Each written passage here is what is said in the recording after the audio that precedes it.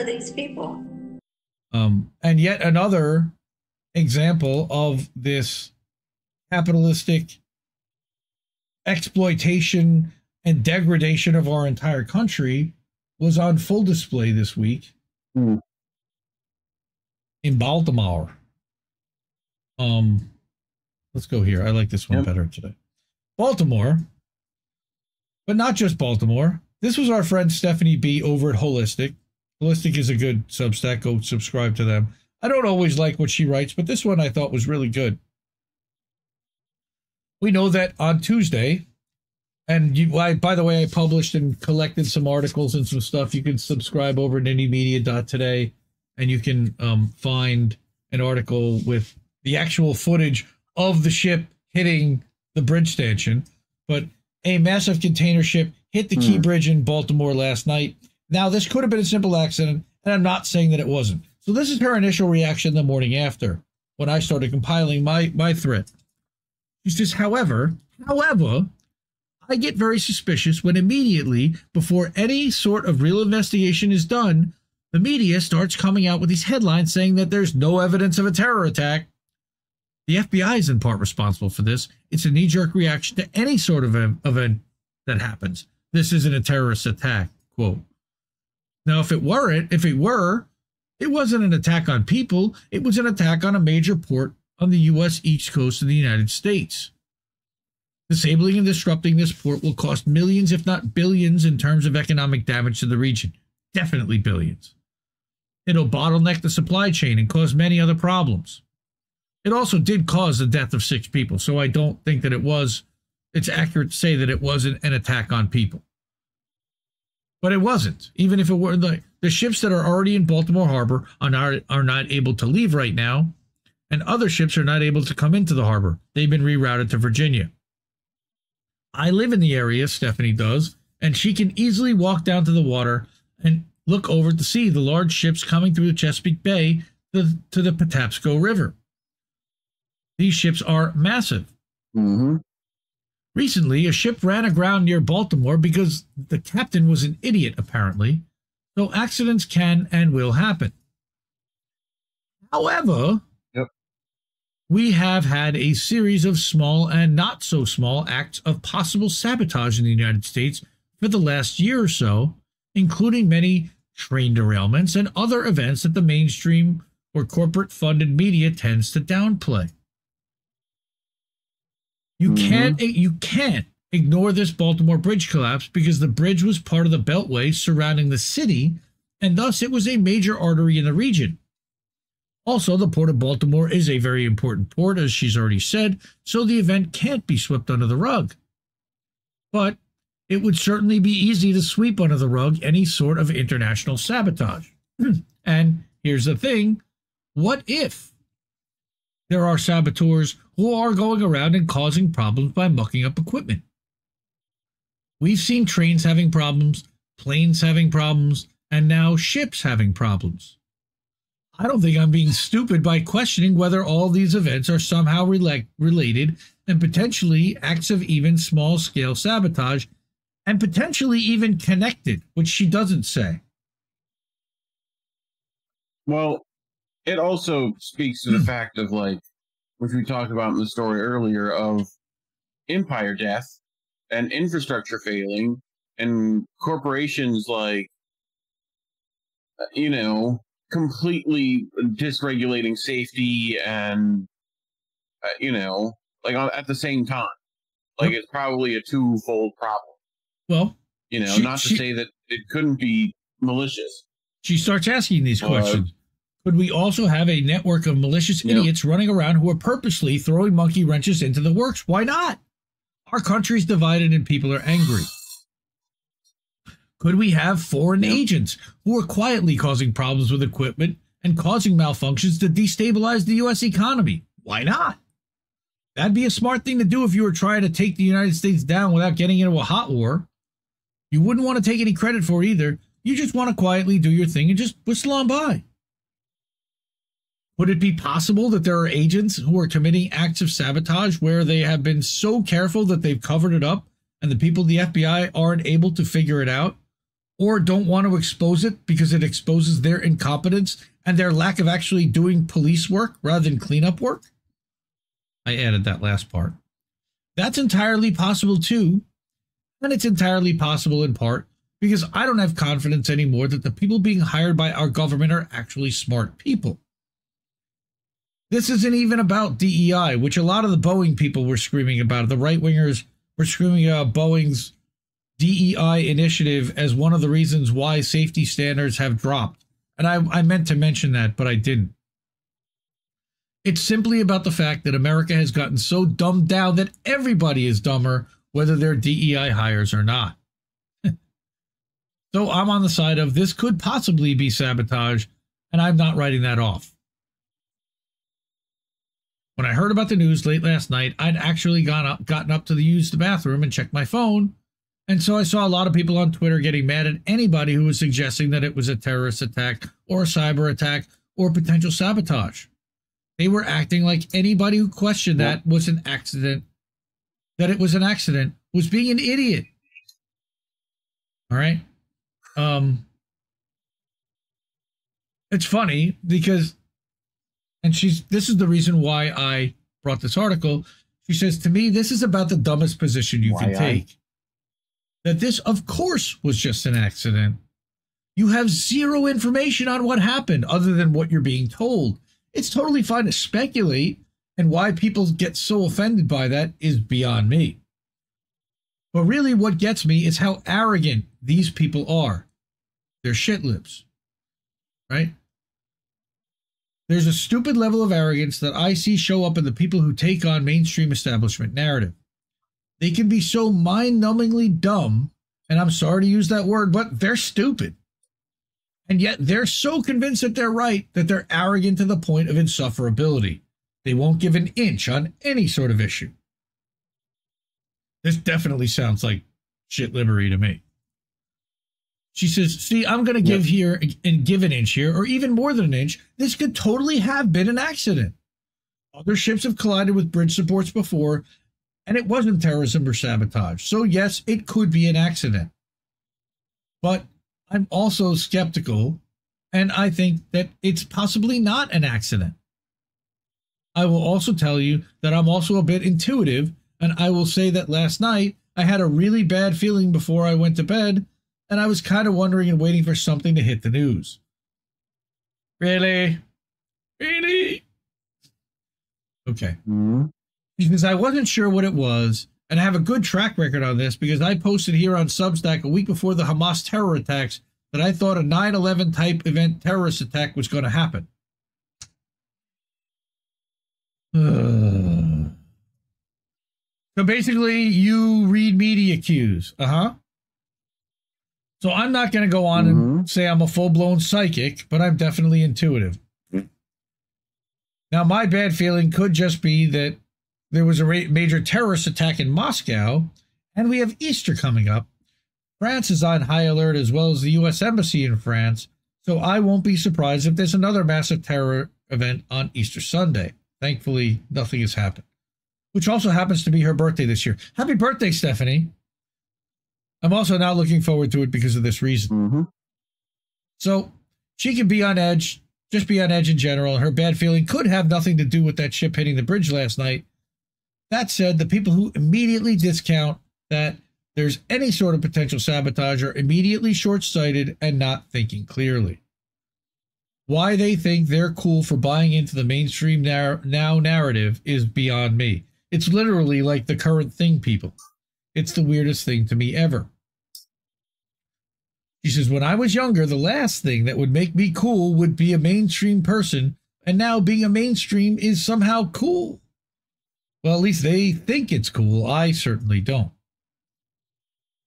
And I've also noticed this also in relation to the speculations regarding COVID vaccines, allegedly safe and effective, and Kate Middleton's cancer diagnosis, allegedly, whatever that is. And that's the first and only time you're going to hear us talk about that. People are morally upset that anybody might be suggesting that it could have been caused or aggravated by the jabs because they're safe and effective and they could possibly never have done that. No. Uh-huh. My heart swells with pride just thinking about it. Along with that, there's been a noted increase, at least what I've seen, of bot accounts and paid shill accounts and other accounts that are aggressively going after anyone who questions the narrative on vaccinations. How about that? In fact, one of those shills just showed up on Wholistic News just today. And mind you, Wholistic's been around for a couple of years now, and I've been surprised that there haven't been more shills coming here to argue with me, but for whatever reason, today, here we go. Here's some arrogant jerk over on Wholistic News being snarky and stupid about the possibility of ADE with COVID jabs. I don't even know what ADE is. Auto something. Mm-hmm. This was in response to a study that showed that people who had the booster shots didn't actually get any new antibodies with the new version of the spike protein. So why is this person here all of a sudden, and why do they even care? But I see this all over Twitter right now. She calls it X, I call Twitter. Constantly in my feed. People who claim that the shots could not possibly cause cancer, that ivermectin doesn't work 100%, and that all this stuff that I would think that the majority of people would have moved on from a couple of years ago at this point. But no, these people are ramping up the propaganda. You know why? Because it's an election year. Like she said, now we're in an election year here in the United States, and the administration that's currently in power will want to stay in power. And as you know, this goes for any administration of any political party, so this isn't necessarily partisan. The party that's in power wants to stay in power, and it's going to make them look bad if there's a terrorist attack, so they'll try to diminish it if they can. Now, they probably have some sort of contingency for if there's a massive terrorist attack that they can't possibly deny prior to the election. But in the case of something like this, where a ship hits a bridge, that sort of terrorist attack is easily swept under the rug and can completely be minimized, so they don't have to speak to the issue of all of the people that we have coming into this country that have not been vetted. They'll try to keep the country as locked down as possible prior to the election because terrorism will not help Biden win. It'll help Trump. That's a good point. That's a very good point, actually. They might also be wanting to help clamp down any sort of issues with the vaccinations, although to me, this hurts both Biden and Trump, so it's kind of a wash. In that sense, maybe that's more Pfizer paying people to go around and push their propaganda, which is quite possible, allegedly. I mean, when I see someone who claims to be not just a health lawyer, but an ICU doctor on Twitter, and they have enough time to be posting constantly and arguing with people about the merits of the jabs, I question whether that's a real person. A real ICU doctor wouldn't have the time to do that, much less a real lawyer. And now you're telling me that a doctor-lawyer combo has time to be spewing Pfizer propaganda on Twitter? I'm sorry, no. That person's being paid to do that. So at any rate, to wrap this up, I'm seeing a lot more paid shows online, and I'm seeing a lot more pushback against any sort of questioning of official narratives, even if it's simply to speculate whether a ship hitting a major bridge blocking a key port on the east coast of the United States was sabotage. Made questioning the reason the ship hit a bridge as stupid or an offensive thing to do. I'm sorry. I will speculate until the cows come home. Why are people suddenly making a big stink about this? I think they're trying to control the narrative. What do you think? Clearly.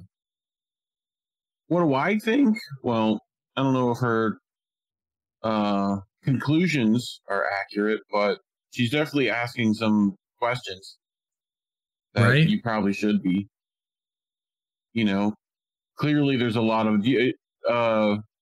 I still haven't been able to vet that video I sent you the other day about the black box being missing and them throwing the anchor on the wrong side that the video showed they maneuvered in. If that's the case, holy moly. Right? Yeah, something's... And like 2 minutes of the black box footage is missing, and of course, 2 minutes we need to know. I don't know. Haven't been able to vet that info, so... Lost Adult says stupid shit happens on ships, and I'm not going to argue with that. Yes, frequently. If the old man was so stupid as to go astern when he was on course to go under the bridge, I don't think you should expect him to be competent at anything else. Again, not arguing with any of that. It's more. Yeah, I broke down a lot of it this week on INN News. You should definitely go back and watch that too, for sure. I mean, the issue is that, like, it's really hard to maneuver ships that large with any, like, semblance of, you know, like, put them in a straight line and they'll go that way for a long time. You want them to stop, you're going to need room.